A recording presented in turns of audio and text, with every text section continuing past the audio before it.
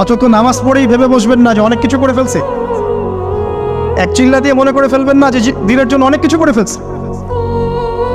একটা হজ করেছেন, ওমরা করেছেন, সিয়াম রেখেছেন, দিনের জন্য দান সৎকার করেছেন, একটা মাদ্রাসা মসজিদ করেছেন, ভেবে বসবেন না আপনি সব অনেক কিছু করে ফেলেছেন এবং অন্যরা সব কক্রোচ তেলাপোকা, ওরা জাহান্নামে যাবে এমনটা মনে করবেন। জানি না আমরা যে কার আমলের কতটুকু আল্লাহর কাছে কবুল হচ্ছে।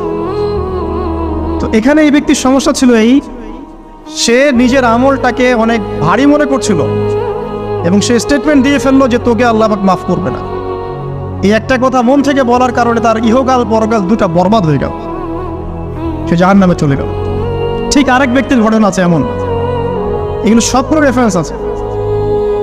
এক ব্যক্তি প্রচুর ইবাদত করত, আল্লাহ পাক তার ইবাদত করার জন্যে পাহাড়ের চূড়ায় একটা সুন্দর ব্যবস্থাও করে দিয়েছিলেন। সেখানে ডালিম গাছ হতো, ঝর্ণা আসতো, খাবারের কোনো অভাব নাই।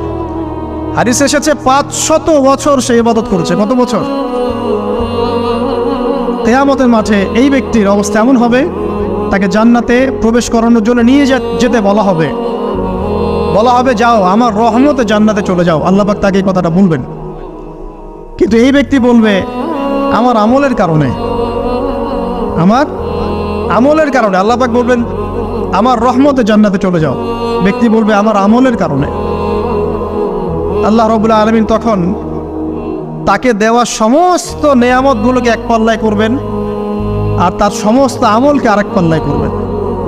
তারপর দেখা যাবে আল্লাহর সমস্ত নেয়ামত তার একটা চোখের সমান হয় নাই। কথা কি বুঝতে পারছেন? একটা চোখের যে নেয়ামত আল্লাহ পাকের, সমস্ত আমল ও 500 বছরের ইবাদত এতটুকু হয়নি।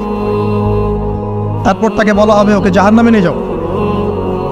এবার জাহান্নামে যাওয়ার সময় সে বলবে আল্লাহ তোমার রহমতে আমাকে মাফ করে দাও।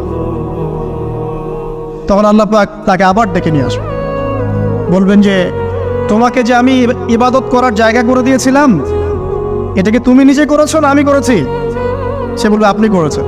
তোমাকে যে আমি সৃষ্টি করেছিলাম তখন কি তুমি কোনো আমল করেছিলে? বলবে না। তাহলে তোমাকে যে সৃষ্টি করেছি আমি,